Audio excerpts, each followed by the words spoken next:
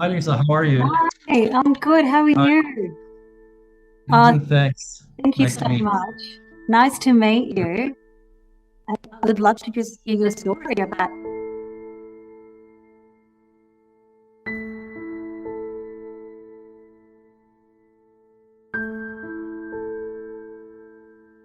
I think I can explain this. I mean, some people here, I mean, especially in recent decades, um, sort of feeling, I mean, that there is perhaps a pro-peace sentiment, but no full understanding of colonialism. And then there's a feeling of, the Palestinians have betrayed us because we wanted peace. We did everything we had to do. But, this whole thing that like more violence against Israeli civilians in the past 20 years or so, since the beginning of the Second Intifada. So I think I can see why Israelis who were kind of in a more superficial way pro-peace but not fully understanding when it comes to colonialism and apartheid, they're going to be upset and they're going to say, oh, we gave the Palestinians everything. So now we're just angry. That's That right. would be my hypothesis.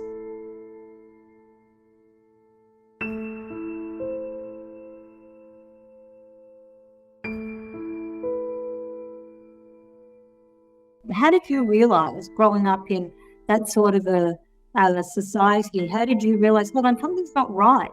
The occupation isn't right. This is an apartheid system. Or what did you experience in the military?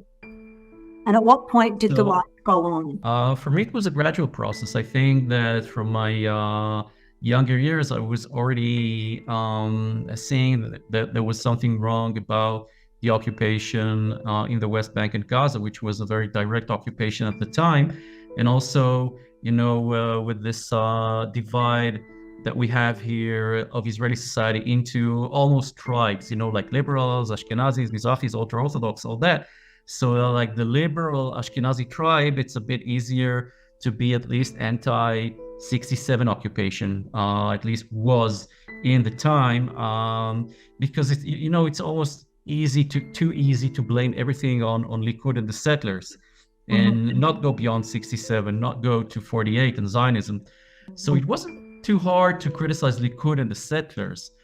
Um, but then I was seeing, even during the Oslo years, that reality on the ground was much worse than what people were inferring from the whole diplomacy thing, the signing of the agreements, this whole peace process talk. That reality on the ground was in some ways getting worse for Palestinians, being walled off, more land grab, people still being detained without trial. So it was like a gradual process at the time. So I mean, I did.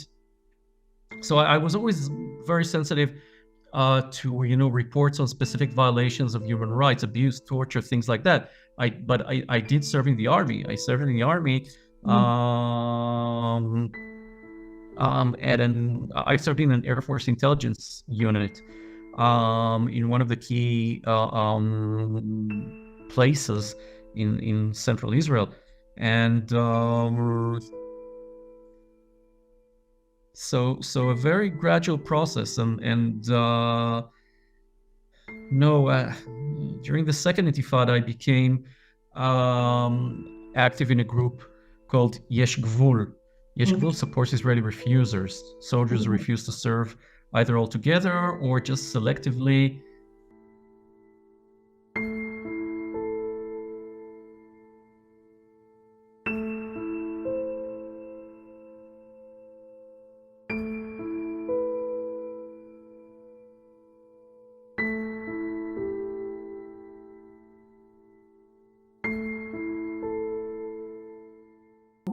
Do you ever get harassed for being so active in your point of view?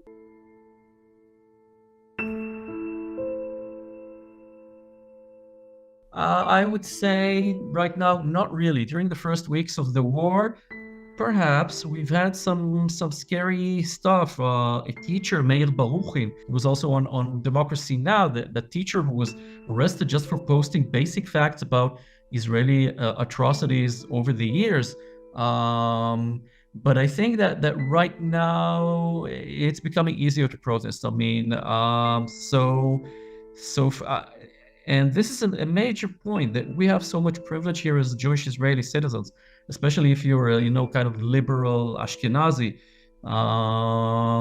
There's a lot of privilege here. I would say, I assume it's a bit similar to white privilege in apartheid South Africa, that it was much easier for white people to criticize the apartheid regime in South Africa. It was definitely possible. You had white dissidents there, and they were not, just automatically being thrown in jail for criticizing the apartheid regime.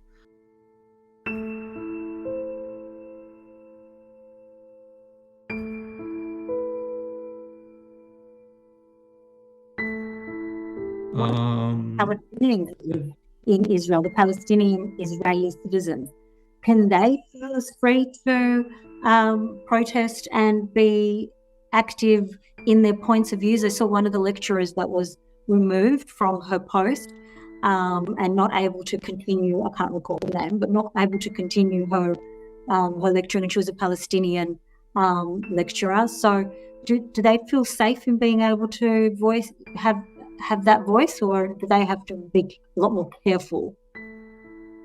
Not at all. They're not safe. They're not safe. This shows you the apartheid system here. So the university lecturer you're referring to is probably Dr. Nadira Shalhoub-Kevokian at the Hebrew University. She faced a lot of harassment by the university, suspension. As far as I know, she hasn't been fired, and I don't think they're going to do it right now because they're facing a huge academic BDS backlash, which is a good thing. Yes. Hebrew University, but she has been hounded by the university, which was shameful, and suspended from teaching, and she was arrested by the police. And another example I would give is that 2 Palestinian citizens of Israel in a town called Fachen organized demonstrations against the war during the first weeks, and 2 of the organizers have been in detention for the past 7 months. That was a non-violent demonstration, and they have been in detention. And of course, numerous cases in which Palestinian citizens of Israel were just, terminated or harassed online. 2 names come to mind. One is an actress, one is a singer, and she's also a neuropsychologist. Both of them were arrested for just, posting mild or completely harmless stuff regarding October 7th. And one of them, at least, is facing, she lives in a Jewish town. She faces almost daily demonstrations by fascists, Jewish Israeli fascists in front of her home. So some of the things that I'm describing here may also be experienced by Jewish Israelis. For example, being assaulted by fascists on the street. That can happen to you if you're a leftist anti-apartheid Jew as well. But when it comes, but more so for Palestinian citizens of Israel, and definitely more so when it comes to facing the risk of arrest and interrogation by the regime.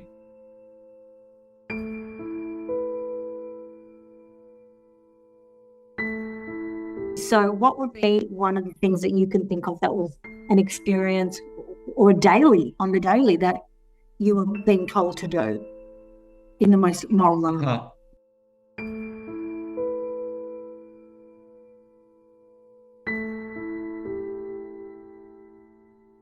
To counter that assertion that the Israeli military is moral, so it's almost a hopeless case when it comes to convincing many of those people. But I think that we have so much documentation of what Israel is doing by human rights groups, including Israeli groups such as B'Tselem. We have so much video footage. So civilians getting shot, beaten up at checkpoints, Israeli settlers going on a rampage, and just being protected by the Israeli military. Nothing happens to them.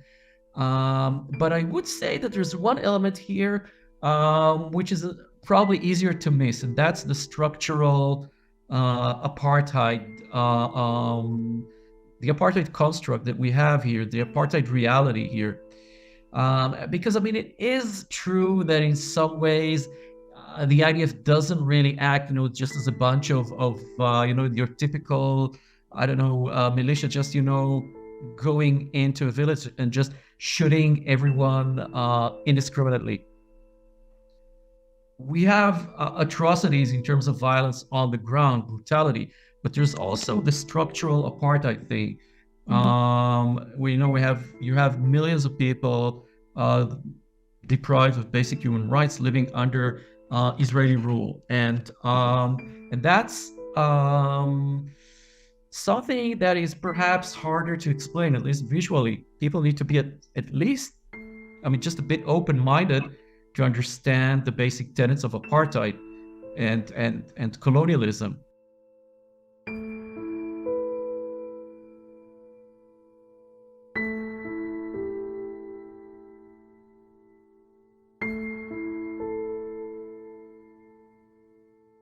And I guess, some of the myths here that people have spoken to me about, well, we're Jewish or not Jewish, is those checkpoints are set up just as you would have at an airport, where, they're set up so that anyone going through to a different country or to a different state at any airport has to walk through what is a checkpoint to make sure they don't have any weapons on them and things like that. And Israel's had to do that because there's been so many random attacks on Israelis. And that's the story, the narrative that gets told here. Yet it's not just about those types of checkpoints or the checkpoints that are set up on a daily basis for no particular reason. And they're located deep inside occupied Palestinian territory. These are not checkpoints on some border between Israel and another entity, but it's still hard to explain that to some people. And I think that's what is so important for people to hear, that it's not even within Israel that they've set up these checkpoints. They've set up these checkpoints in occupied territories where Israelis don't need to be in there. The army does not need to be in there. Telling people how to live their lives and setting up checkpoints in their towns, homes, streets, right?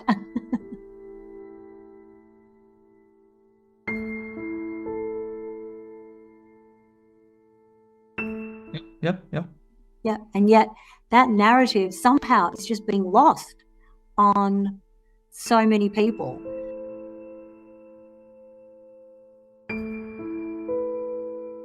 Have you ever seen a movement this large with respect to how Jewish people have been standing up to what's going on and really defending, I suppose, the Palestinians, saying not in our name or not in my name?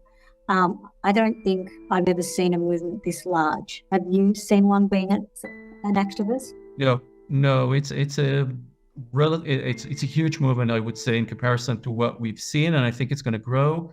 We're also seeing a generational divide, and this gives me a great deal of hope. And that's what I was going to ask, is how long have you been doing this for, this type of work? 2 decades, and it can be very frustrating. So I think that quite early I came to the conclusion that it would be impossible to change Israel from within, unlike some other dissidents here. So I think this is perhaps one reason why I have experienced perhaps less burnout in comparison to others, because if you really believe that you can just work hard and build a strong dissident camp within Israel and change reality from within, it's very easy to to just burn out. It's so frustrating. Decade, and you've done it for 2. Yeah. Questions was how much more energy in the tank do you think you have to keep doing this, considering that I'm sure it's been like a roller coaster and you can see improvement, and then since October the 7th it's been so atrocious and so horrific on a human rights scale. Yeah. So I came to the conclusion that we need a global campaign, and that's why I've been active on mostly on BDS for the past more than a decade, actually. And this gives me hope, gives me energy. So I'm quite motivated by developments across the world. So I would say I have the energy to go on. And, even small things such as, just today that I'm reading on Israeli media that they're expecting the ICJ, International Court of Justice in The Hague, to issue a warrant for Israel to stop the war tomorrow. Of course, Israel doesn't want that to happen, but Israeli decision makers, they have received information that this is likely to happen. So this is an example of, things that give me hope, and, the exponential growth, and it's really, I think, an exponential process here of the protest movement right now gives me a lot of hope. So I don't need much to keep going. The past few years have been hard, because under Netanyahu, Israeli society drifted to the right. I'm not saying that the traditional center here, the Zionist center, the Labor Party, were good. They were not good. They were terrible. But but in recent years, we've seen a surge in street fascism here, genocidal talk. And I think that right now we're starting to witness a global backlash, which is more powerful than what we're seeing in Israel. Something that Israel cannot defeat, and something that will boost more moderate voices within Israel. And even if these moderate voices are still not necessarily anti-apartheid and anti-colonial, at least, these are pragmatic people who don't go to genocide and understand that they stand to lose a lot, including financial sanctions, if Israel keeps following the path that it has been on. Do you think that they will stop?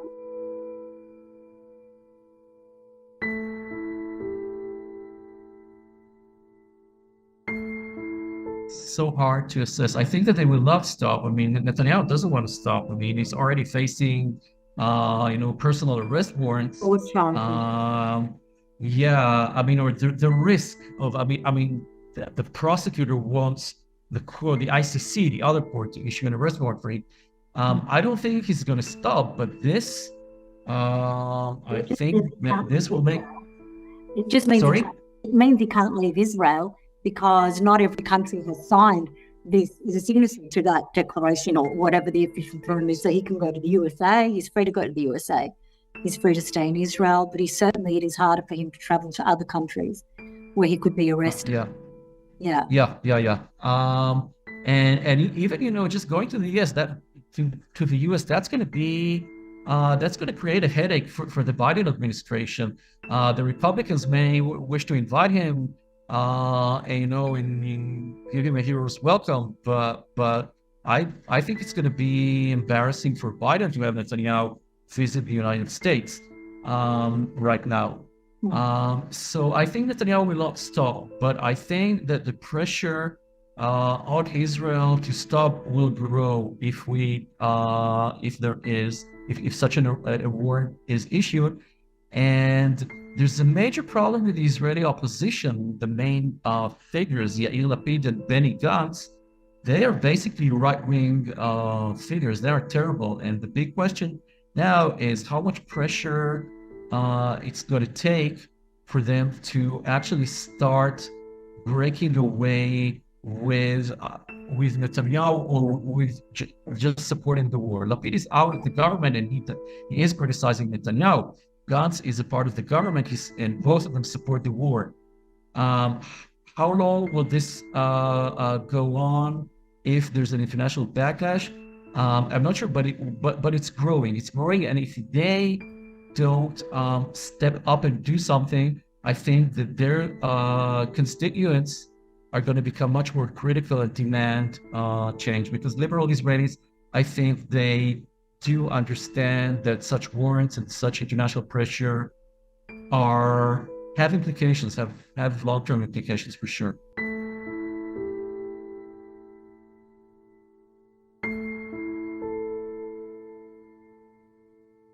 I think the next prime minister is going to come from the center. Again, someone like Benny Gantz or Yair Lapid. What are they going to do? Well, the government that we had here, the so-called centrist government that we had here in 2021, 2022, was terrible in terms of Gaza, bombing Gaza, or reality on the ground in the Westbank, supporting the settlements, expanding settlements, IDF brutality. But I think that the next prime minister, I mean, first of all, it's going to be a centrist, and that prime minister will be much more sensitive to international pressure. Our next prime minister will be someone who stresses the need to maintain good relations with the U.S. Netanyahu is not quite like that. He is, he thinks he can manipulate the U.S. And he certainly has the Republicans in his pocket. I'm not sure, he doesn't have the Democrats in his pocket. This is changing. I think the next prime minister is going to be much more humble with respect to how Israel should conduct its policies, keeping U.S. support in mind. But it's going to be a long process, and I cannot imagine our next prime minister, just starting to dismantle settlements in the West Bank. I mean, we'll need much more ongoing international pressure.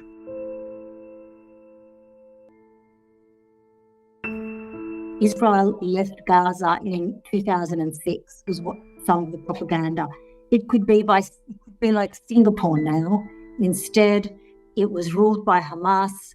They trained their soldiers and young people to become terrorists, and they've brought this upon themselves. This is the propaganda and the ads that I've seen circulating, which is so shocking, and yet people are getting sucked into this. So how, from your perspective, Israel, okay, they left in 2005, actually, I think it was.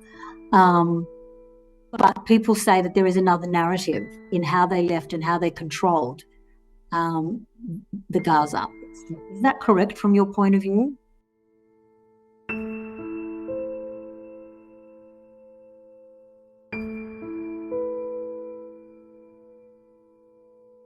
The so-called disengagement by Ariel Sharon, who was a right-wing prime minister, a war criminal, was a unilateral act.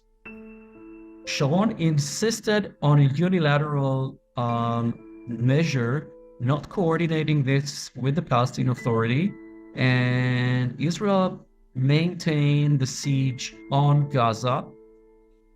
And on top of that, right after the 2006 elections in the Palestinian Authority, which Hamas won, not on a platform of fighting Israel, on a platform of rooting out corruption, Palestinian Authority, PLO corruption.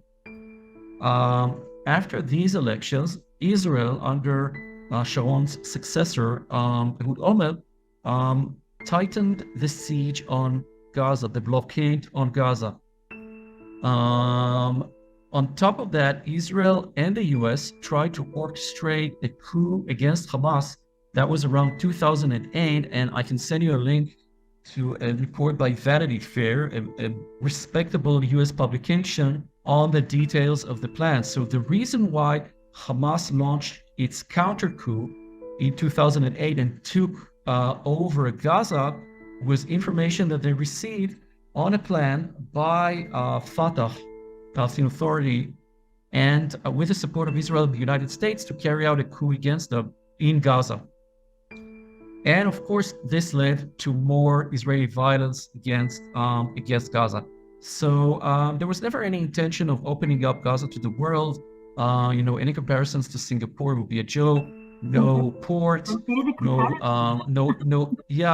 airport, and of course, Egypt under President Mubarak and President Sisi, both of them dictators, has assisted Israel in the siege. Beyond that, saying Palestinians have brought this upon themselves. Anyone who says that doesn't respect international law. Because nothing justifies genocide. Nothing justifies crimes against humanity.